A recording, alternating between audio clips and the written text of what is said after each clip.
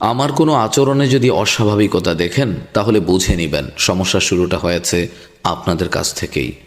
যদি আমি আপনার সাথে পূর্বের তুলনায় কম কথা বলি তাহলে বুঝে নেবেন আপনাদের সাথে কোনো কথা বা কাজ আমাকে অনেক কষ্ট দিয়েছে। যদি আমার মায়া টান আপনাদের উপর থেকে কমে যায় তাহলে বুঝে নেবেন আপনাদের স্বার্থপরতা আমাকে বহুবার ক্ষত করেছে।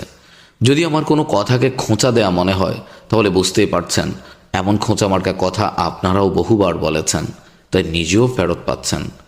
যদি আমি আগের মতো আপনাদের সাথে মিশতে না পারি তাহলে বুঝে নেবেন আপনাদের দেয়া কোনো আঘাত আমি আজও ভুলতে পারিনি।